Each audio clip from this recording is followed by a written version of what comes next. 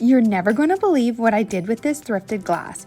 I thrifted a variety of glass bowls, candlesticks, and dishes, and I glued them together with marine and RV glue. I started with a candlestick and then added a bowl upside down. Next, I glued a small dish as a riser and then another bowl on top. I continued adding small dishes and bowls upside down until I reached the desired height. For the top, I added a tea light dish upside down. I like the detail at the bottom, which I used for the top. I also created a smaller version with a small glass upside down, a bowl, and a candlelight topper. I let them dry for 48 hours, then I sprayed them with mirror paint. While it was still wet, I sprayed it with vinegar to create a Mercury glass effect. I sprayed a few more layers of paint and vinegar and let it dry.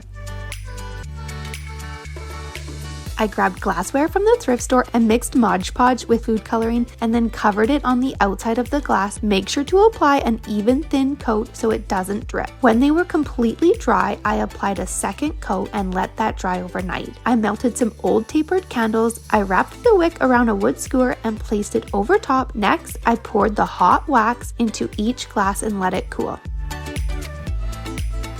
Ever wonder what to do with tiny glass votives from the dollar store? Spray the outside of the glass votives with vinegar and water lightly. Immediately spray the votives with the mirror effect paint. Then follow up with one more light spritz of the vinegar and water. You can use the paper towels to manipulate the paint to create an interesting abstract finish on the glass.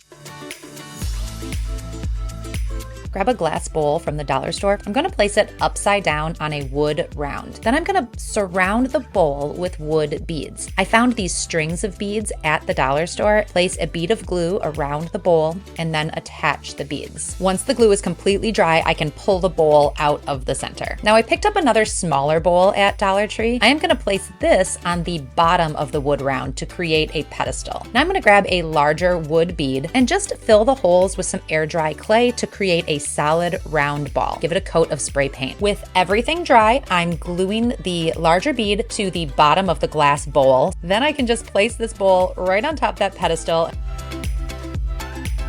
Next time you're at the dollar store, pick up a couple of charger plates and a margarita glass. Start by spray painting the charger plates. I went back to the dollar store and picked up some melamine plates. I spray painted these and let them dry completely. Take one of the charger plates and with a hot glue gun, glue 4 beads equidistant apart in the center of the plate. Put some hot glue onto the tops of those wood beads and press the bottom of the second charger plate on top. I took each of the wood beads and with a little hot glue, glued them side by side at a slight angle into the crevice between the 2 charger plates. Remember that margarita glass? Apply a ring of hot glue onto the bottom of the glass and toward the edge. Press the glass to the center of the beaded charger plates until it's secure. Then apply a thin band of hot glue to the rim of the glass. Take the smaller beaded plates and press them onto the center of the glass.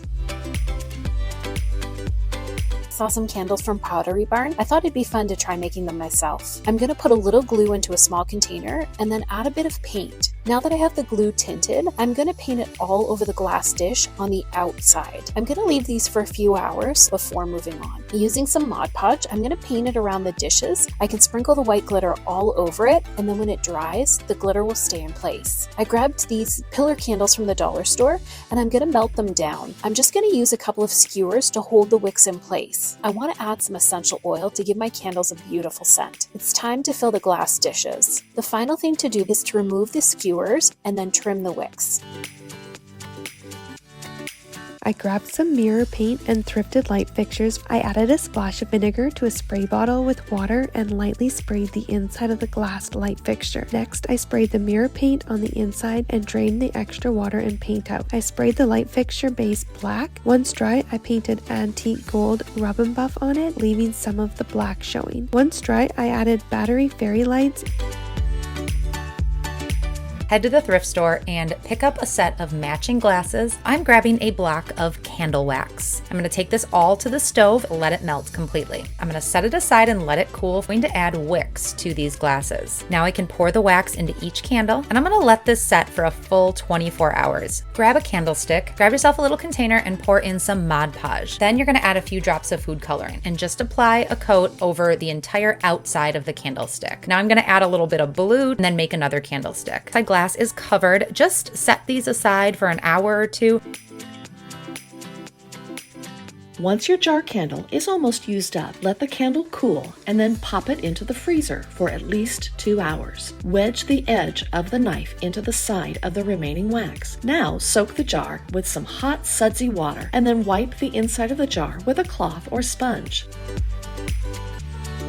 If you have a jar candle with a lid, remove the candle wax in the same manner. Take the lid of the jar and place painter's tape around the side of the lid. Now, spray paint the top of the lid. Take a used wine cork and attach it to the top of the lid.